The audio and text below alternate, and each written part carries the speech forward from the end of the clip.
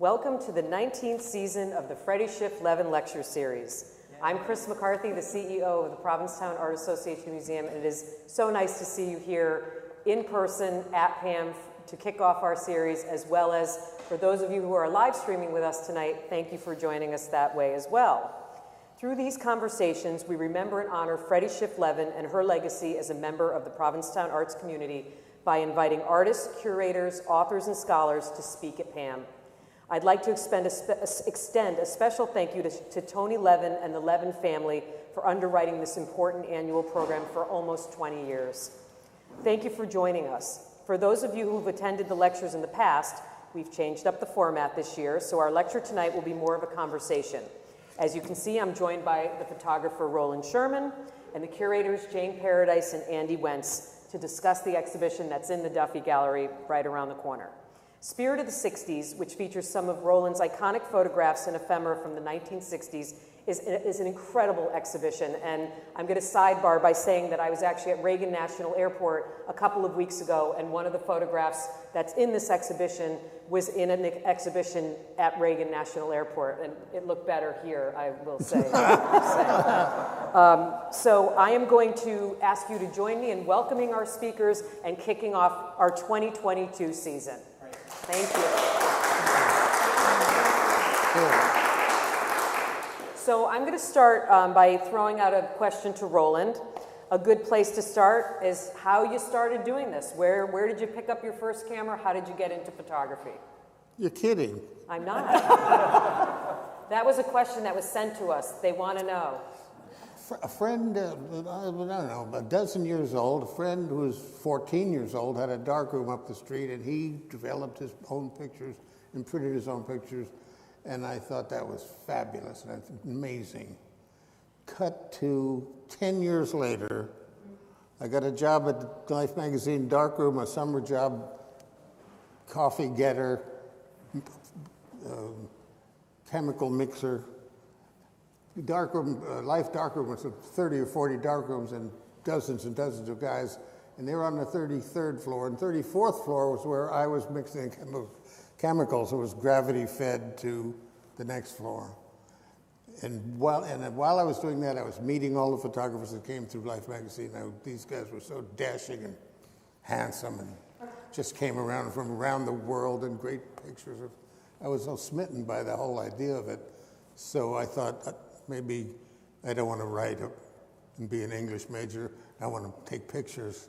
So I changed my major to art, and then that's how I got started. Well, that is a good answer to that question. Oh, sure. Thanks. And then... Keep going. You just go. Just keep going. Go.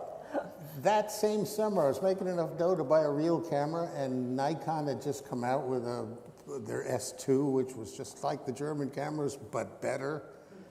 And so I started using that, and I did a picture of like what everyone does, their family and their pets and everything. I did a picture of my brother, who was a couple of years younger than me, and he was serious about model building, so I posed him with one of his models, and the picture was so exactly the way I felt about him, the way when I thought about my brother, this was the image I got, and there it was on photographic paper. So I knew I was on the right track right off the bat, because if I could translate the way I feel about things to this image, to that image that's up here, that must be what I should do. And I've been doing for 60-something years ever since.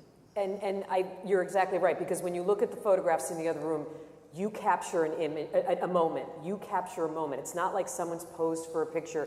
You were able to catch someone actually feeling something, emotion, and the way that you've done that, I think, is absolutely brilliant. Oh, thanks. And you can see that when you walk through those pictures, like you get locked in time or thrown back in time when you look at those photographs. And I think that, for you, were you considered a fine art photographer? Were you a press photographer? Like, how did that morph into artistic photography versus documentary photography? I didn't think of it in the art sense so much in the beginning. And all the stuff in the other room was 60s that life job happened in '57. I was only 3 years into it, and still in college.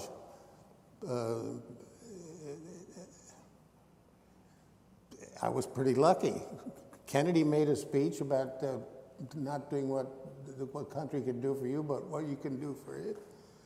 So in the same speech, he mentioned the Peace Corps. I said, that's for me. And I went to Washington and said, I want to be your photographer. Here I am with 2 years experience photographing out-of-work actors and, not really much experience. And then the Peace Corps gave me a job and sent me around the world and photographing all of the places the Peace Corps were. And I came back as a kid with this great portfolio of stuff that magazines couldn't touch anywhere. I was just doing what I could for my country, absolutely made my career. Well, certainly worked, that's for sure. And the March pictures out there, 63 that was, were still early in my career. Later in my career, these guys said, why don't we do a show at PAAM? That was 2 years ago before the COVID thing. It was longer than that. It was way longer than that, I can tell you.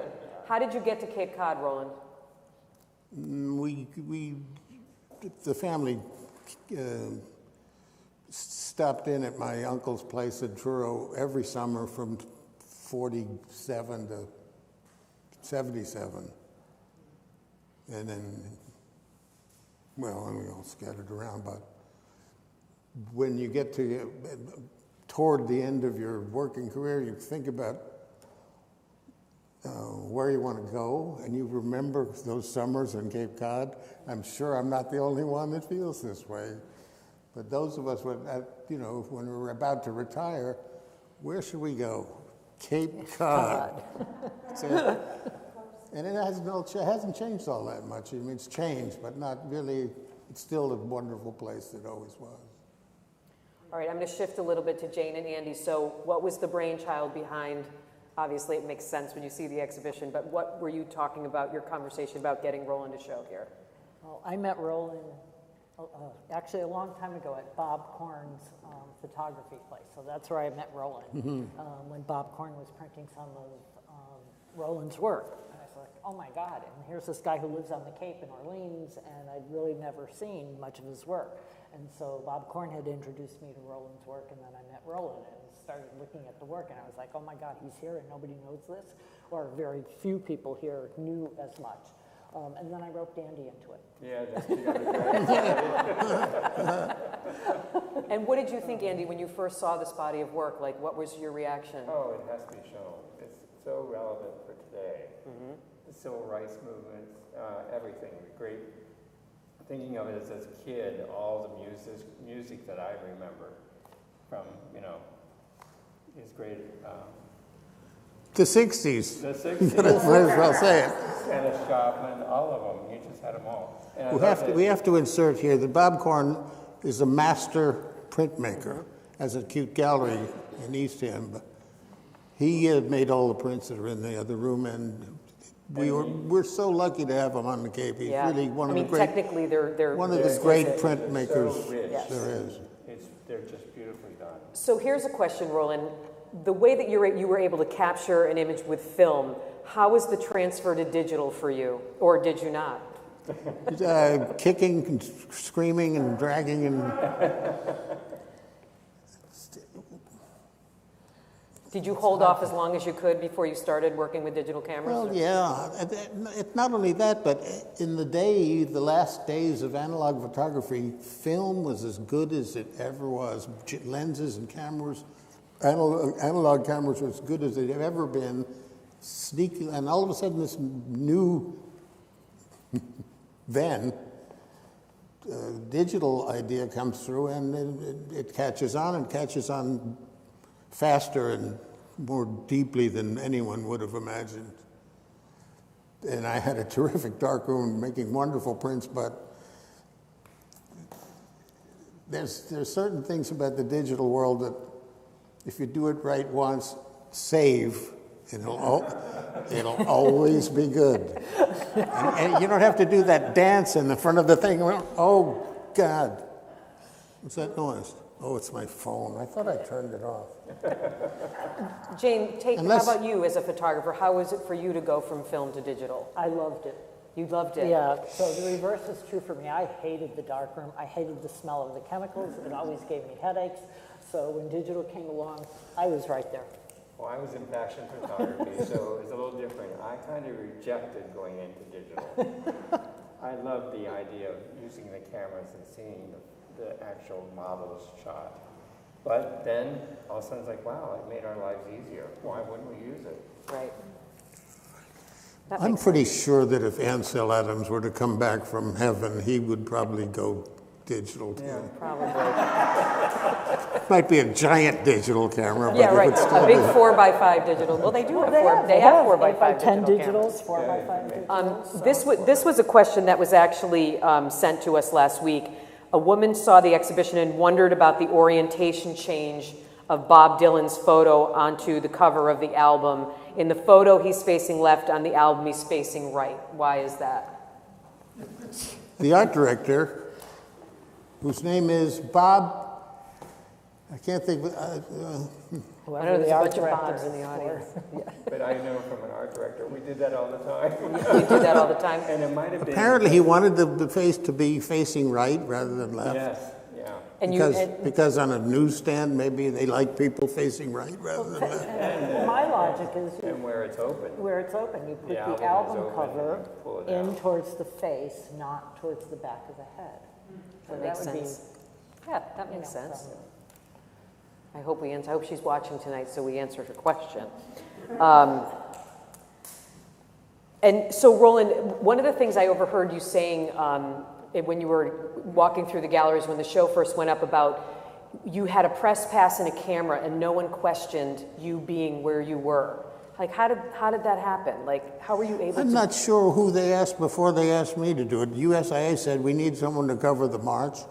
And maybe I knew them, but I didn't, but you know, I'm not that experienced a photographer. They said, we'll give you double your day rate if we can keep the film.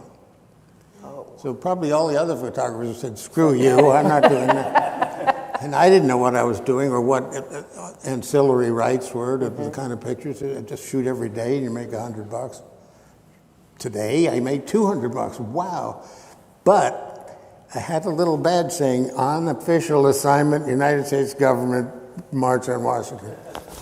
I could go anywhere. I could do anything. I climbed up the Lincoln Memorial, and there were like 5 photographers up there, and that was their spot. They were assigned that shot. What other pictures could you take except that picture? I took that one and went down and photographed all the other ones. You know, just running all over the place. Mostly just one shot per image because I didn't have time. I had to cover the whole bleeding thing. Luckily, I was young and spry, and I'm happy to say that I had to give the film to somebody else because they kept it. And I'd moved 15 times and said, who knows what would happen to all those negatives? So the government has it in their archives. Right. Made a fortune selling those pictures, or giving them, or whatever they did.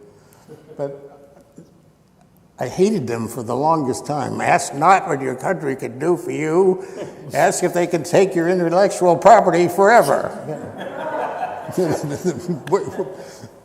that entered my mind. But recently I realized it's good that they have it. It's better for everybody.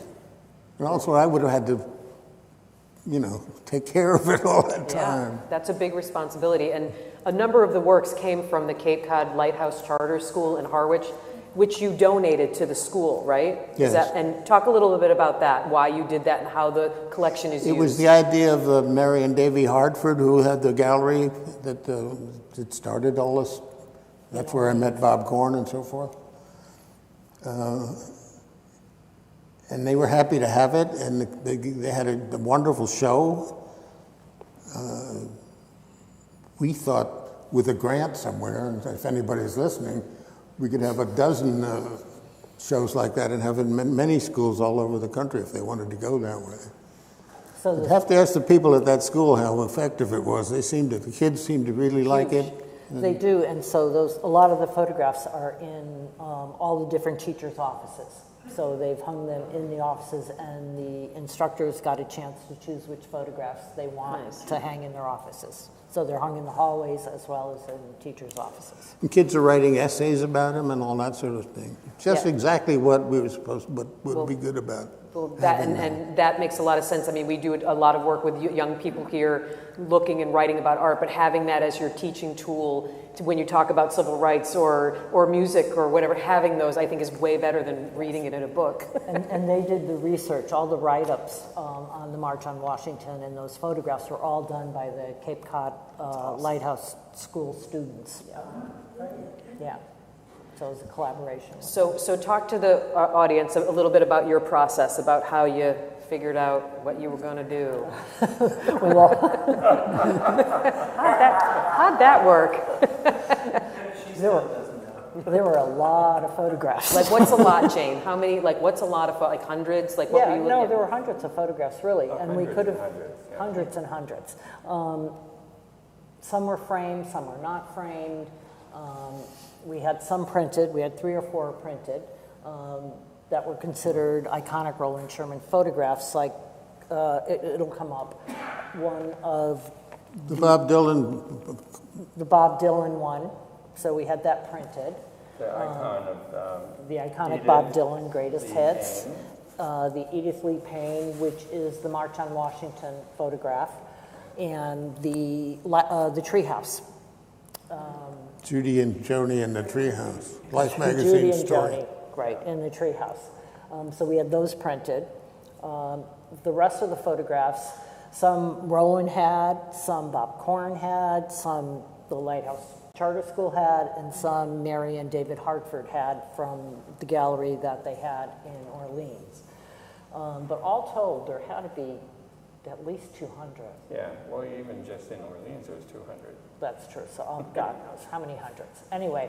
You had to drive all the way out to Amherst and Yes, had to go into the... We drove out to Amherst, went through photographs Rowland had in his house in multiple places. Then we drove to his storage unit in Amherst. That was the heavy day. That was Lots and lots of boxes. Yes, went through boxes of photographs, went to the Chart House School to choose photographs from there, went to Orleans to choose photographs from there. And then we actually edited as we brought it here too. Yeah. We went through and said, when was the show supposed to be? It was supposed to be in 2020, but we wanted you to actually have people see it. So we moved it to 2022. You know what happened in 2020, right? David, right. Did you want to add to that? So speaking of people seeing your work, which is amazing, Right. how can we see more? If you know how to spell my name, I have a website. There's a here's one website. right here. Awesome. Actually, yeah, let's just pass these out. Yes, Is that we'll okay? pass these Yeah, out. sure. Sure. All right. So we'll just. But you'll see love letters, which is So- Rowland. There's this love letters, and what Rowland did, separate from the 60s shows, this was the first ever. Here, Do you want Jane, to move talk back about so it? the people on It's a TV free- can it's see a- you. You Okay. can Yeah, see you. okay, there. So you Boy show that. meets girl, and they fall together and make alphabets. And in between, they're making the alphabet, they're getting up and getting down, but this is just the actual letters themselves. And I'm told long ago that it was the first of the freestanding alphabets. So it's the first ever freestanding alphabet. The genesis of it was that I saw a little etching on a bus in London by Brasselli from the 15th century of angels dancing their way through the alphabet. My studio in London was right next door to the ballet company, the Covent Garden Ballet Company. Right next door. All my pals were like ballet dancers. I showed them this little etching. They said, "You want to try this?" They said, "Yeah, let's try it." And it was just a Valentine for the eye. Nobody got paid. We just rehearsed it for a couple of days and photographed it. And all the letters came out pretty good. And then you did Elvis's Everywhere. Well, there's a story about that. I don't know, we're talking about the stuff in here or the stuff that I've done since? Yeah, well, just Because I've go done a through lot of this real stuff quick. since. One of which was Well, these on are a your roll books. of film, once upon a time, a roll of film. Back in the analog days, strips of contacts. There were like 3 or 4 pictures that had Elvis in it. Wait a minute. I wasn't photographing Elvis, he's just in these pictures. And I said, maybe I should go looking for him. And I drove across the country a couple of times and photographed this book called Elvis is Everywhere. And there's a song called Elvis is Everywhere. And the guy who wrote the song wanted to get me, but you can't copyright a title. So the day that this book came out, I was on big-time TV, 3 or 4 networks. The very same minute I was on, here's Rowland Scherman with his nice new book. We interrupt this program, President Bush, then Poppy Bush, has just vomited all over the Emperor of Japan, and we had to they cut away, and there's the president going,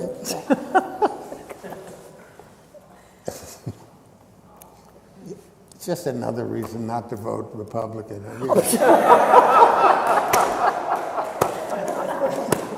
Okay. And then the next week, there was the war in Saudi Arabia and wherever it was, and people weren't buying books anymore. They were buying canned goods and safety things. One quick last one. Okay, quick. A guy came through my studio in New York back in 1970, and I had this antique gumball machine, but instead of gumballs, I put pearls in it. And this guy was an editor for Playboy, and he said, let's use that as a prop in a cover. Great. Hired the model, did the shot, and sent it off to Playboy. And it was the Then largest it left, a couple of years later, it turns out it wasn't the next month, it was years later. I was, not in New York anymore, walking around London, and I see this on the newsstand. And it's the cover of Playboy. They finally used it, not bad. And it turns out, you can check this up, it's the best-selling issue of Playboy in the history of Playboy. Wow. Strange but true. I bet you if you put a few copies out here in Provincetown, we'd sell a bunch too. Maybe so. No. And how long did you work with Life magazine, Roland? Well, I was, Life had 2 staffers in D.C. where I lived, and one was always at the White House. That was his job every day to go to the White House. And the other was out in Canada photographing the white wolves of the tundra or some other interesting wildlife stuff. And those were the 2 guys. Anything else that happened, the Senate or anything else, or any problems on the street, or they'd call me up and I'd cover it. In fact, I have more pictures in the end of the last couple of years of the 60s than any other photographer. Unfortunately, the pictures were like Senator Smearcase shaking hands with 15 Boy Scouts from Des Moines. Those were pictures like... They asked me if I wanted to go to Vietnam to cover the war, and I had just gotten married a couple of months before, and I don't think so. But I did cover all the marches and the anti-war stuff, and a lot of that stuff made it to the magazine. I wasn't in D.C. with the Watergate, but had I been there, I would have worked every day for months, wherever that thing was. And Arthur Ashe, you traveled with Arthur Ashe. Oh, I had a lot of neat assignments. Barbara Walters was one. She was a lot of fun. A sport guy from Life said there's this black kid winning tennis matches in Texas. You want to go down and photograph him? And sure. Arthur Ashe, at the beginning of his career, some of those pictures are out there. What about the Beatles? I was really lucky to do this thing. Someone said I was the Forrest Gump of photography. I just sort of stumbled into these terrific situations and lucked out. Was the Beatles picture in London? Was that in London? No, that was their first assignment right after the television show with Milton Berle. No, it was Sullivan. Ed Sullivan. Ed Sullivan, yeah. Not Milton Berle. That was their first United States concert. Oh, it was. DC. They took a train down to D.C. and yeah, terrific. It was great fun. And the Beatles went to the British Embassy afterwards, and the wives of the British consulate were as squeaky and crazy about the Beatles as the teenagers were at the thing. There were little matrons all squeaking, whoa, the Beatles. That's where one of them tried to get their Beatles' hair. One of the matrons at the British Embassy tried to cut Ringo's hair. It's amazing. I mean, I think the Marx Brothers were pretty great, but Beatles in our time, I don't There it think is, there's look, anything like right there. Amazing. See those little jelly beans on the ground there? Yeah. One of the Beatles, I think it was George, asked, what do you like? And he said, we like jelly beans. So for the rest of their careers, people were tossing jelly beans on the stage. Andy Warhol, this isn't from the 60s, this is sometime in the 70s. But he was cashing in on his portraits. He'd come and do about 40 Polaroids, blow the black and white Polaroid, slash, blue, yellow, red, done. $75,000 for the portrait. Oh, the LBJ. Oh, God. Talk about the coffin. This picture I hadn't thought about very much, but I read Norman Mailer, our down the street neighbor, the late, great Norman Mailer, who did an essay about My Hope for America, which was LBJ's book at that time. He hated the book. He said, why didn't you act like you looked on the cover of that book you did? He loved the picture, hated the book. And I used to hang out with Norman Mailer for a while. I had a few drinks with him. So that picture of LBJ was the cover of LBJ's book, Rowland's photograph of that, and that was also used as the backdrop of the LBJ convention, the Democratic convention, and it was one of the largest photographs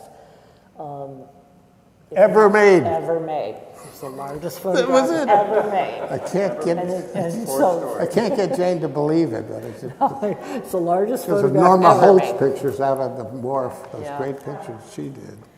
The picture of Gordon Parks in the laundromat, usually Gordon Parks was taking pictures. Not Gordon Parks. I'm sorry.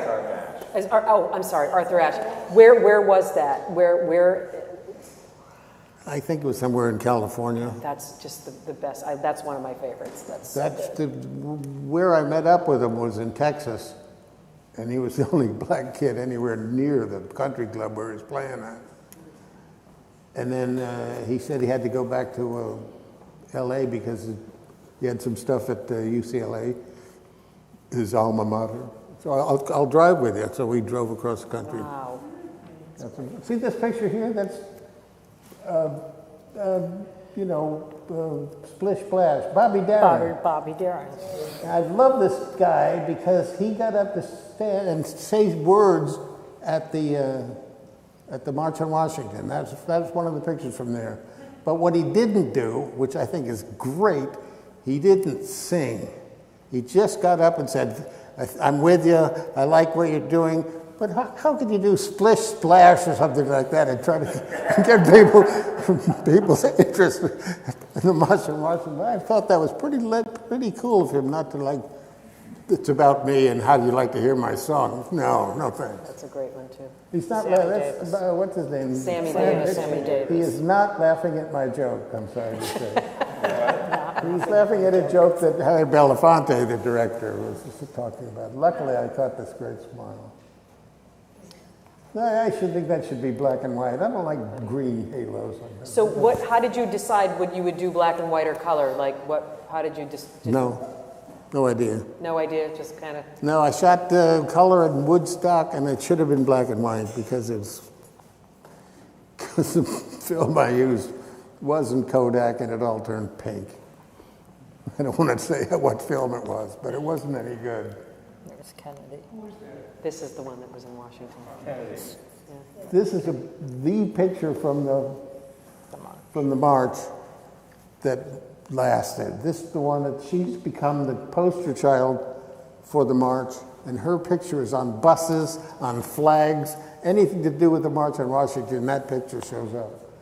Do you remember taking that picture?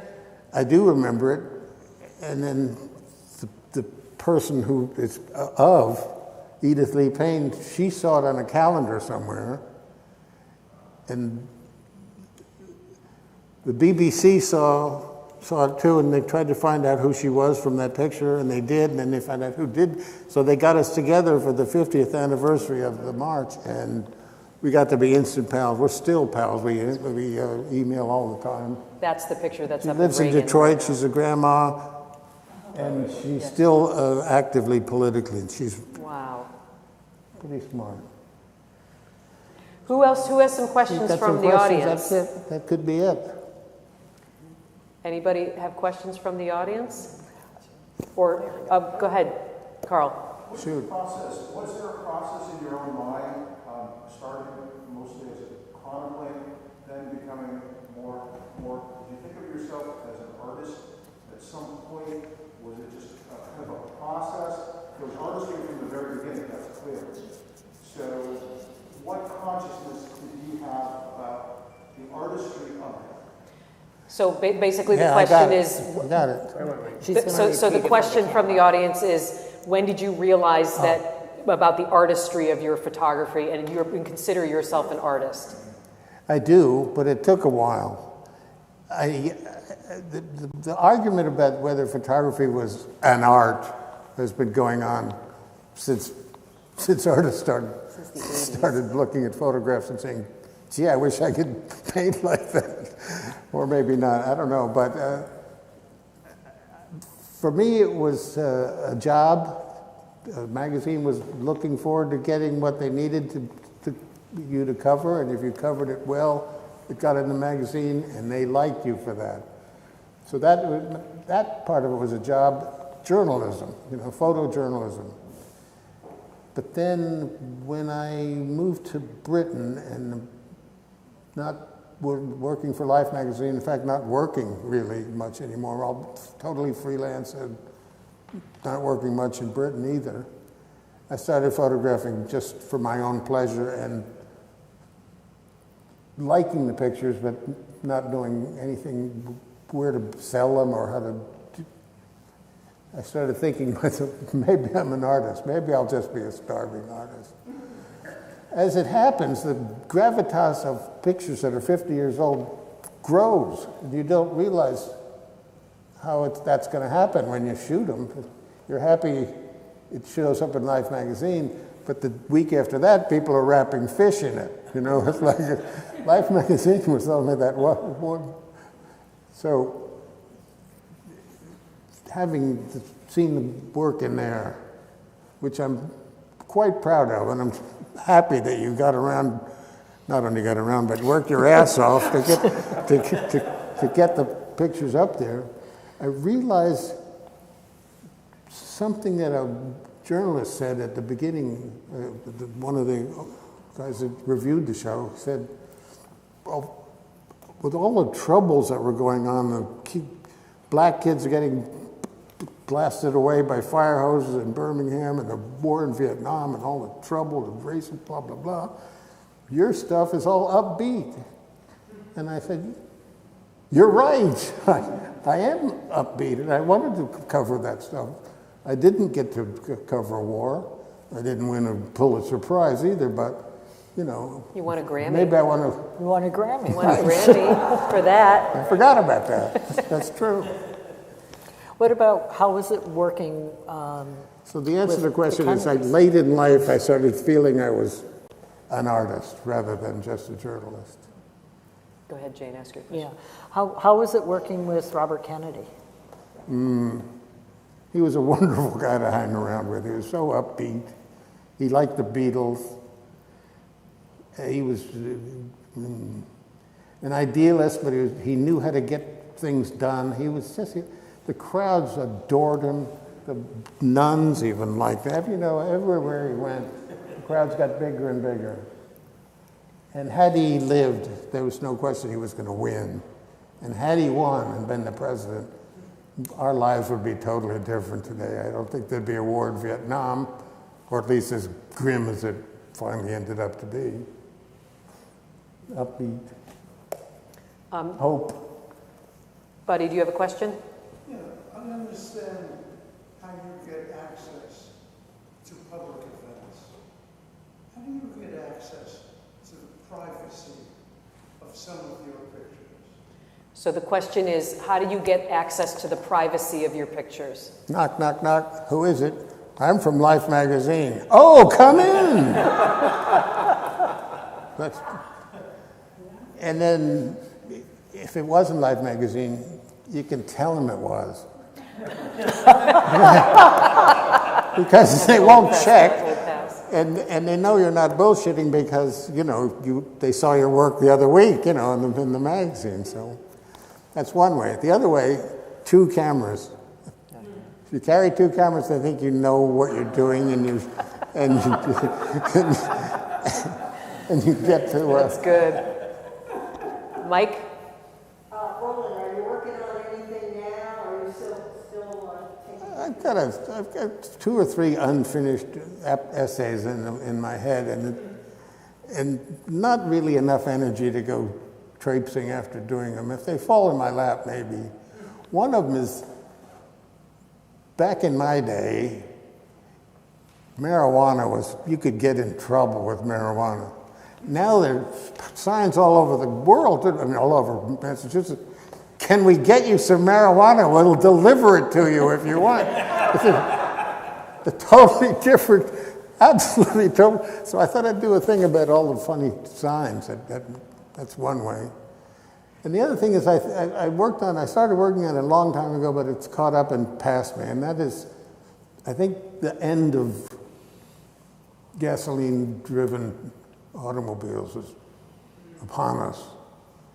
So I came up with the internal combustion, that's the name of the title, and I'm going to photograph all the crappy old cars and junk places and things like that, and defunct gasoline pumps and things like that. That's the kind of stuff I'm thinking of, but mostly, no. Do you still bring a camera with you places? I do. Yeah. I do. I've got wonderful cameras, but I'm not working that hard so much anymore because we have a garden and we have a dog and we're sort of living quietly out in Amherst. And the rumor is we might move back to Cape Cod. You know, I also think it's worth mentioning when you asked before where to see Rowland's photograph. The University of Massachusetts at Amherst is digitizing all his negatives, so you can go to the UMass Amherst that's good. site. And there's like pages and pages of negative. But it stops. It stops when I went digital. Because all the digital stuff is at my place in a hard drive. And wait, I have to go back to the Elvis thing. So you were looking at your contact sheets and you saw Elvis in pictures. Where were you where Elvis was? Looking in a store window in New York City, turned around, a bus goes by, there's a picture of Elvis on the bus, things like that. Okay. Someone had an I thought it was Elvis like real t-shirt. Elvis. I was like, wait a minute. Not the actual Elvis. Okay. I did see the actual Elvis once. He got out of the Army the same day I went in the Army. And Fort Dix is where he landed, and our base was here, and the airport was, I don't know, 600 yards away. And he got out, and some starlet came and gave him a big kiss, and he drove off in a limousine. And we were freezing our buns off, holding on to a friend about 600 yards away, Elvis. It's the only time I saw him. I didn't ever see him in real life, perform or anything. I wish I had. Yeah. He was brilliant. I'm sure you would get good pictures of him. There's a movie coming out about him, I believe. Yeah. I have another off-the-wall question. Go ahead. Now, not many people know this, but you were a singer. Yes. A singer? Yes. Yes. Not only that, but you were on American Bandstand. Yes. Like a real singer you cut an album or a few records? 145. 145. What was the name of the song? Ooh, darling. Oh, darling. And you A sang, week and a half ago, out of nowhere, someone sends an email. I finally found your name. Ooh, Darling is my favorite song of all time. Can we find it and play it? I had a record, and I gave it to my mom, and she gave it to somebody, and I can't remember what happened to it. But if my stage name was Billy Donahue, and if you Google it, I think I'm the number one guy for the one-hit wonder. I'm the poster child for the one-hit wonder. Why would you change it to that name? Rowland Scherman's much sexier. I don't know. Because there was a Bobby Scherman, and there was, you found it? Here it is on YouTube. Oh my. Turn it up. Well, I did the Alan Freed show a couple of times and the Dick Clark show once, and that's it, pal. Let's all sing along. You have to start.